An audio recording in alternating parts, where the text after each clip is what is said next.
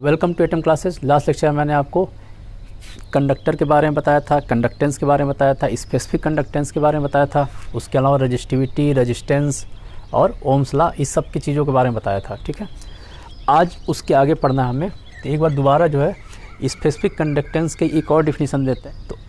तो last time जो definition दिया गया था इसका, उसका डिफिनीसन क्या था कि 1/ρ का जो रेसिप्रोकल होता है उसे ही बोलते हैं स्पेसिफिक कंडक्टेंस, और वो क्या था, स्पेसिफिक रजिस्टिविटी था। ठीक है, अब यहाँ पे एक डिफिनीसन और बताएंगे आज, क्योंकि अब जो आगे पढ़ाने वाले हैं उसमें इस डिफिनीसन का यूज है। ठीक है, तो स्पेसिफिक जो कंडक्टेंस है उसका एक और डिफिनीसन होता है। तो अगर कोई इलेक्ट्रोलिटिक सोल्यूशन है और जो उसमें से क्या लेते हैं, सिर्फ 1 ml लेते हैं, तो 1 ml की जो कंडक्टिविटी आएगी उसे ही बोल देंगे स्पेसिफिक कंडक्टेंस। दोबारा बताते हैं एक बार कि इलेक्ट्रोलिटिक सोल्यूशन है वो कितना लिया गया है, 1 ml लिया गया है, और 1 ml जो है इलेक्ट्रोलिटिक सोल्यूशन की जो कंडक्टिविटी आएगी, जो चालकत्व आएगी, उसी चालकत्व क्या बोलेंगे, स्पेसिफिक कंडक्टेंस बोलेंगे, विशिष्ट चालकत्व बोल देंगे। ठीक है, जैसे कि यहाँ पर एक सोल्यूशन बना देते हैं और यहाँ पे 2 इलेक्ट्रोलाइट है।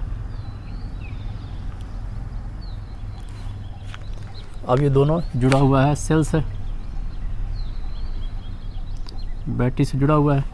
अब यहाँ पे जो इसके बीच की डिस्टेंस है, डिस्टेंस को मान लेते हैं L, लास्ट टाइम ये मैंने बताया था। और ये जो है इलेक्ट्रोड है, इसका जो एरिया है, एरिया मान लेंगे A, कैपिटल A इसका एरिया हो गया।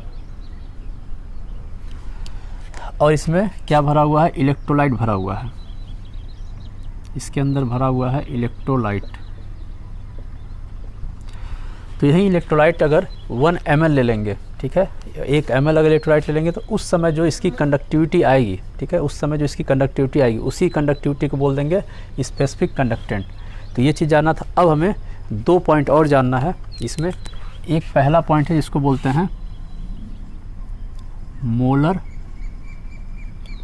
कंडक्टिविटी, और दूसरा होता है जिसको बोलते हैं इक्विवेलेंट कंडक्टिविटी। अब हमें ये 2 चीज़ और जानना है कि मोलर कंडक्टिविटी और इक्विवेलेंट कंडक्टिविटी क्या होता है। ठीक है, तो सबसे पहले तो इसको कैसे डिनोट करते हैं। तो मोलर कंडक्टिविटी को डिनोट करते हैं, ये होता है लैम्डा, और इसमें लगा देते हैं m, m मतलब मोलर हो गया। ठीक है, इक्विवेलेंट कंडक्टिविटी कैसे डिनोट करते हैं, ये होता है लैम्डा, और इसको लिख देते हैं EQU, इसको पढ़ते हैं लैम्डा, और ये भी होता है लैम्डा, ये भी लैम्डा है, दोनों ही लैम्डा है। बस ये है, ये वाला जो लैम्डा है इसको कैपिटल बोलते हैं, इसको स्मॉल बोलते हैं। ठीक है, अगर स्मॉल लेटर में लिखा है तो ऐसे लैम्डा लिखते हैं, कैपिटल लेटर में ऐसे लिखा है। जैसे जितने अल्फ़ाबेट्स हैं A और A, इसको भी कैपिटल स्मॉल लेटर है। उसी तरह लैम्डा जो सिंबल्स आते हैं उसमें भी 2 तरह के होते हैं, एक स्मॉल लेटर में होते हैं, कैपिटल लेटर में होते हैं। तो यहाँ पर भी जो इसको पढ़ते हैं लैम्डा, और ये है कैपिटल लेटर में। ठीक है, तो ये हो जाए लैम्डा m, और इसको बोलेंगे लैम्डा इक्विवेलेंट। ठीक है, तो अब ये 2 चीज़ें हमें जानना है कि मोलर कंडक्टिविटी और इक्विवेलेंट कंडक्टिविटी क्या होता है। ठीक है, दोनों एक साथ ही बताएंगे तो ज़्यादा क्लियर समझ में आएगा। ठीक है, तो मोलर कंडक्टिविटी क्या होता है कि जो यहाँ पे इलेक्ट्रोलाइट सोल्यूशन लिया गया है, ठीक है, जो इलेक्ट्रोलाइट सोल्यूशन लिया गया है, अगर ये ले लेते हैं 1 मोल, ठीक है, जो इलेक्ट्रोलिटिक सोल्यूशन लिया गया है, अगर इसको 1 मोल ले ले, तो इस समय जो कंडक्टिविटी आएगी उसी को बोल देंगे मोलर कंडक्टिविटी। तो इसका डिफिनीसन अगर देना रहेगा तो सिंपल्स में इसका डिफिनीसन दे सकते हैं कि conductivity of 1 mole electrolyte solution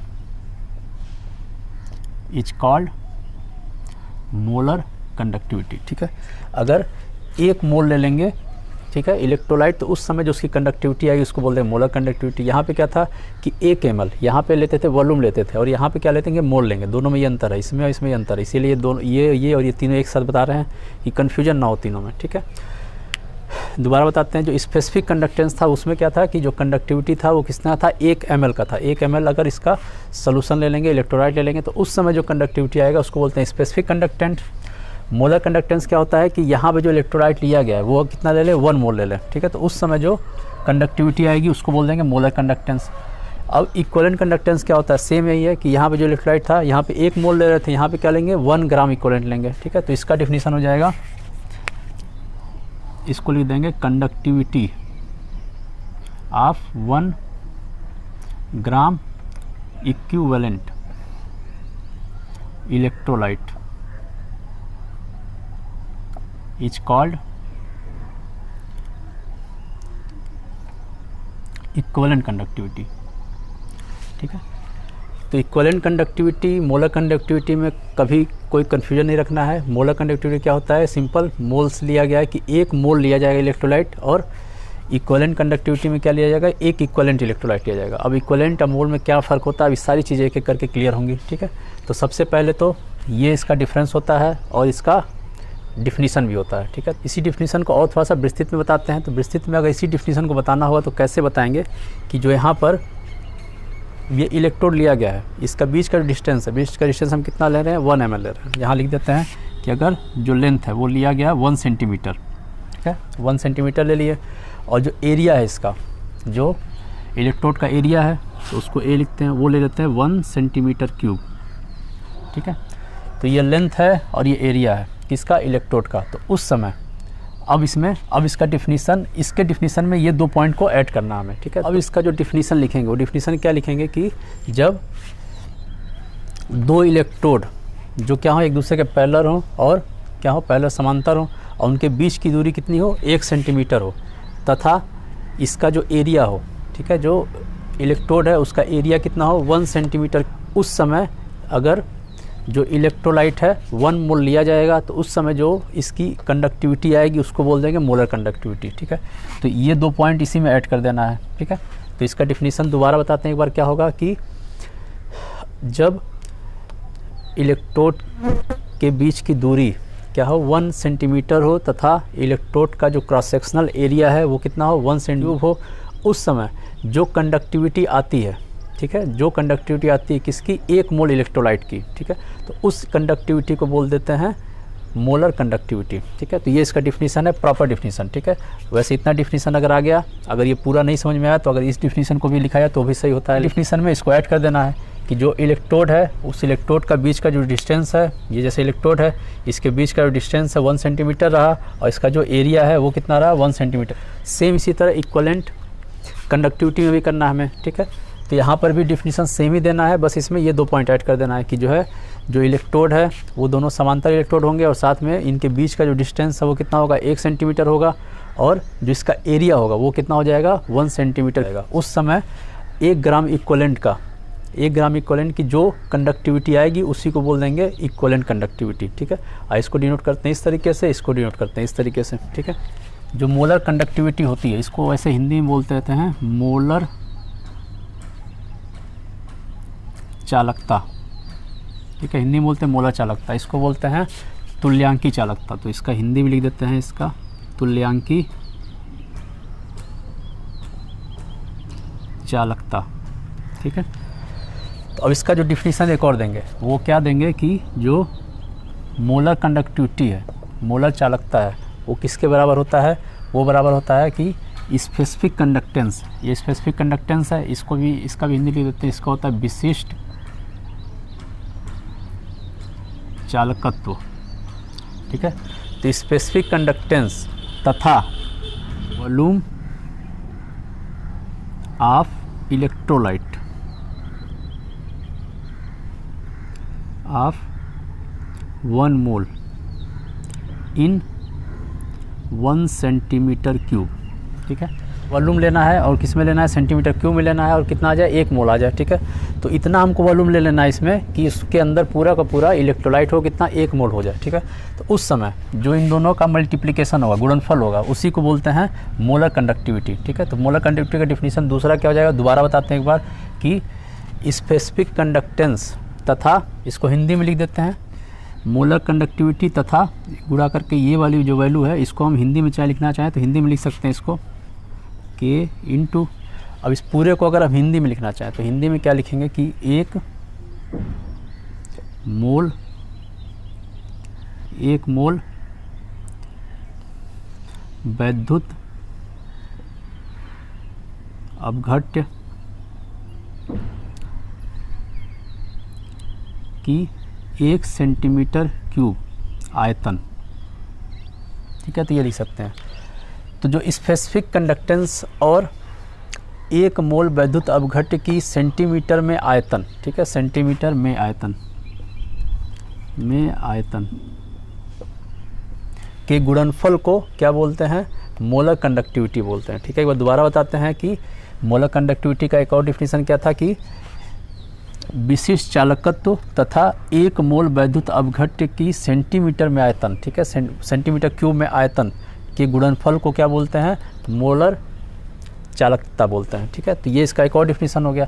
उसी तरह यहाँ अगर इसका डिफिनीशन देना हुआ तो क्या लिख देंगे? इक्वलेंट इक्वल टू, यहाँ पे के रहेगा और यहाँ जो मल्टीप्लाई होगा, यहाँ पर भी लेंगे वॉल्यूम ही लेंगे ऑफ इलेक्ट्रोलाइट आप, यहाँ 1 मोल लिया गया है तो यहाँ पे क्या ले लेंगे? 1 ग्राम इक्वलेंट लेंगे, 1 ग्राम इक्वलेंट इन 1 सेंटीमीटर क्यूब। ठीक है, तो इसका हो जाएगा डिफिनीशन। अगर मल्टीप्लाई करना लिखें तो लिख देंगे volume of electrolyte of 1 gram equivalent, 1 gram equivalent in 1 centimetre cube. ठीक है, हिंदी में बोलना चाहें तो वहीं लिख देंगे के multiply 1 gram equivalent, 1 gram equivalent विद्युत अपघट्य की 1 सेंटीमीटर में आयतन, ये हो जाएगा। ठीक है, अब इसका फिर अगर तो लेमडा एम इक्वल टू हो जाएगा के इंटू हो जाएगा, ये पूरा क्या हो गया? ये आयतन ही दे रहा है तो ये हो जाएगा वी।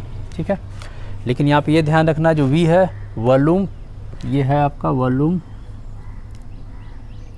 पर मोल, यहाँ पे वी है वॉल्यूम पर मोल है, पर मोल में है। ठीक है, क्योंकि 1 मोल ही लिया जा रहा है। ठीक है, तो ये डिफिनीशन हो गया इसका, तो ये इसका फार्मूला हो गया। अब जो यहाँ पर है, यहाँ जो है मोलर दिया गया है तो यहाँ पे मोलरिटी की बात की जाती है। तो अगर हम एक फार्मूला जो होता है मोलरिटी का, m इक्वल टू क्या लिख सकते हैं? Number of moles n divide by volume into 1000, ये है मोलरिटी का फार्मूला है। अब यहाँ पे नंबर ऑफ मोल्स कितना गया? 1 लिया गया है, तो ये टोटल इतनी वैल्यू ये v के बराबर हो जाएगा। तो यहाँ 1 लिख देंगे, नीचे v लिख देंगे, तो यहाँ हो जाएगा m equal to 1 by V into 1000। v को ऊपर ले जाते हैं तो v इक्वल टू क्या हो जाएगा? 1000 डिवाइड बाई m। अब ये वैल्यू यहाँ पुट कर देंगे इस फार्मूले में। ये फार्मूला हो गया पहला फार्मूला। दूसरा फार्मूला v की जगह लिख देंगे 1000 डिवाइड बाई m। तो यहाँ पर एक और फार्मूला हो गया मोलर कंडक्टिविटी का, ये इक्वल टू हो गया k divide by m into 1000। तो ये फार्मूला हो गया। ठीक है, ये फार्मूला में याद रखना है। अब एक चीज़ और हमें ध्यान रखना है कि यहाँ पर इस फार्मूले में 1000 हम कब लेते हैं? जब जो सोल्यूशन है ml में लेंगे। ठीक है, तो अगर ml में लेते हैं तो यहाँ पे 1000 रखेंगे, वहीं अगर लीटर में ले लेंगे तो यहाँ 1000 नहीं रखेंगे। तो सेम उसी तरह से जो यहाँ पे सेंटीमीटर है, तो अगर यहाँ पर इसकी वैल्यू अगर सेंटीमीटर में आ रहा हुआ है, ठीक है, क्योंकि 1 सेंटीमीटर क्यूब इक्वल टू होता है 1 ml। ठीक है, तो यहाँ पे अगर इसकी वैल्यू जो आ रही है, अगर इसकी यूनिट जो आ रही है वो अगर सेंटीमीटर क्यूब में आ रहा है तो यहाँ पे 1000 रखेंगे, और यही अगर इसका वैल्यू अगर मीटर में आता है तो यहाँ पे 1000 नहीं होगा। ठीक है, तो अगर यहाँ मीटर वर्ड यूज करते हैं तो यहाँ पे 1000 नहीं लिखेंगे, और अगर सेंटीमीटर यूज करते हैं तो 1000 लिखेंगे। यही दोनों में फ़र्क होता है, कई बार इससे छोटी सी गलती से हो जाती है। ठीक है, तो ये ध्यान रखना है। सेम इसी तरीके से हमको यहाँ पर भी करना है। तो यहाँ पर भी ये फार्मूला हो जाएगा कि लेमडा एम इक्वल टू के और इंटू हो जाएगा वी, लेकिन वी यहाँ पर क्या होगा? यहाँ पे हो जाएगा वॉल्यूम डिवाइड बाई, यहाँ पे मोल है और यहाँ पे हो जाएगा ग्राम इक्विवेलेंट, ग्राम इक्विवेलेंट। ठीक है, और ग्राम इक्विवेलेंट को कैसे लिखते हैं? वी बाई ई से लिखते हैं। ठीक है, अब यहाँ पे हम क्या निकालेंगे? तो यहाँ पे हम लेंगे नॉर्मलिटी। यहाँ पे ले रहे थे मोलरिटी, मोललता, यहाँ पे लिखते हैं नॉर्मलता। ठीक है, इसको लिख देते हैं हिंदी में भी नॉर्मलता। ठीक है, तो नॉर्मलता का फार्मूला क्या होता है बताते हैं। तो नॉर्मलता का फार्मूला, ये मोलता का फार्मूला, तो यहाँ लिखते हैं number of moles divide by volume into 1000 लिखते थे। ये किस में लिखते थे? इसमें लिखते थे।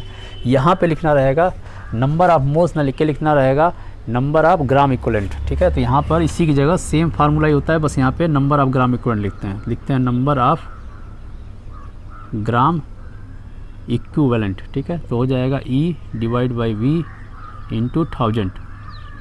ठीक है, ये फार्मूला हो गया।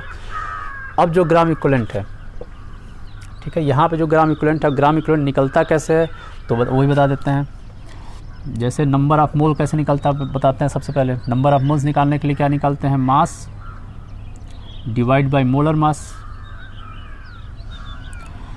और इक्वलेंट मास, इसको बोलते हैं इक्वलेंट मास। तो इक्वलेंट मास बोलते हैं या ग्राम इक्वलेंट मास बोलते हैं। तो इक्वलेंट मास अगर निकालना हो तो यहाँ पे निकालते हैं mass divide by molar mass, और नीचे लिख देते हैं साथ में क्या लिख देंगे यहाँ पे एन।